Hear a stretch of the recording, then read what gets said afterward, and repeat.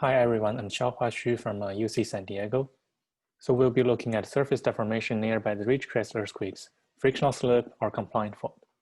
On the left-hand side is the stacked in-surface gradient maps. So there are many places with sharp features in the map. These sharp features are actually indicating strain concentration. Here we call the linear concentrations we saw the surface fractures. The right-hand side is a decomposed east-west component from the full resolution INSAR data. Red colors mean the surface is moving east, and blue colors means moving west. If we look into one of the surface fractures, for example, from the red and blue contrast, it indicates that this fracture is moving right laterally. From the tectonic stress over this region, if these fractures are largely aligned with the main 7.1 rupture, its expected motion should be right lateral.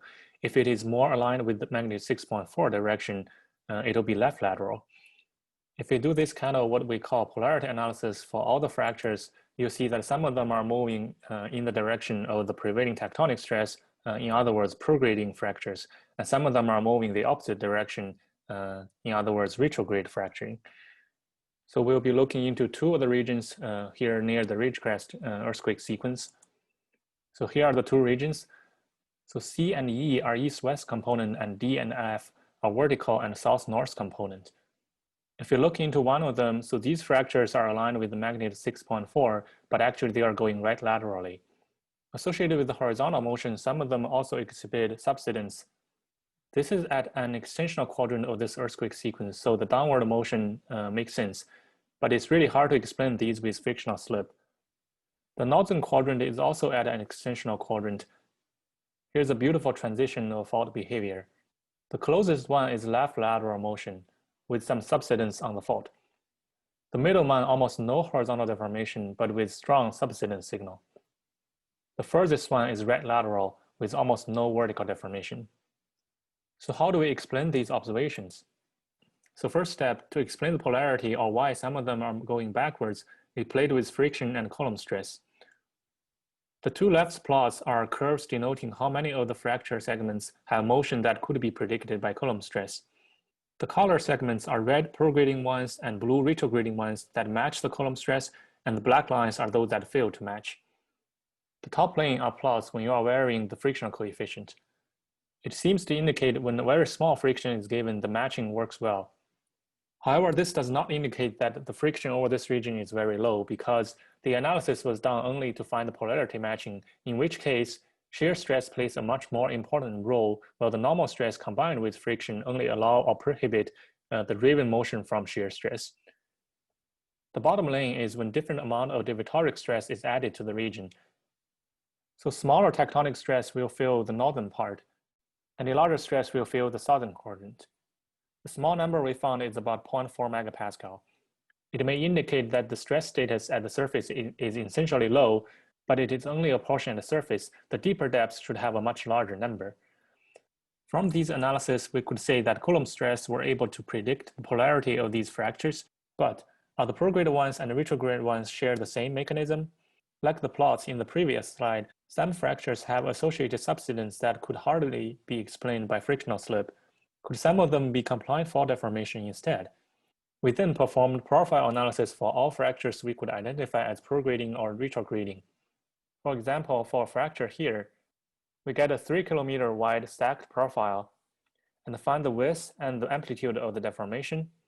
Then we could compute the shear modulus contrast based on the 2002 Fialco science paper.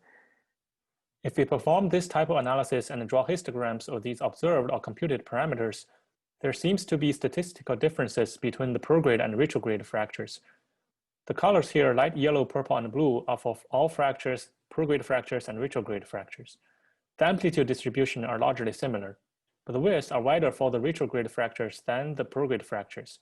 The resulting shear modulus ratio for the retrograde fractures are larger. While most prograde fractures yield a ratio that's too small to be physically possible, the ratio is basically shear wave velocity reduction inside the fault damage zone. If we look at the formula, the deformation over width term basically produced these very low ratio when a much sharper step occurs at the surface, and thus the prograde fractures are likely to be frictional slip, and the retrograde ones are likely to be compliant fault deformation. So we developed a conceptual model to explain these observations. We assume all shallow faults are loaded into a critically stressed status from tectonic forces. Once the stress passes a certain threshold, it will develop into a frictional slip. However, this frictional slip does not fully release the accumulated stress, but rather turn the fault back to the critically stressed status. Naturally, with tectonic loading, the fault will have episodic frictional slip at the surface. In other words, interseismically, the shallow faults will constantly release stress.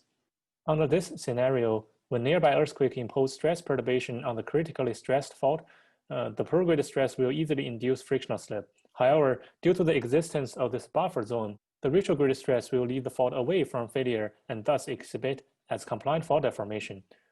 The required stress perturbation for the fault to produce a backward frictional slip has to overcome that buffer and thus is unlikely to happen.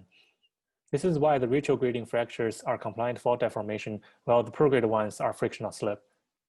Here are some take-home messages and thoughts. So we find that the fractures near Ridgecrest have very different mechanism. Prograding ones are likely to be frictional slip, and retrograde ones are likely to be compliant fault deformation. And with the help from nearby earthquakes, satellite interferometry could help discover many new faults, especially at low strain areas. Compared to the faults near Landers and Hector Mine, these faults we found are essentially very young. The damage zone widths are a couple of 100 meters compared to 1 to 2 kilometers near Landers and Hector Mine. This is also good evidence that young faults also have well-developed damage zones. Also, these type of surface fractures may commonly exist in diffuse strike-slip fault systems, like the East California shear zone.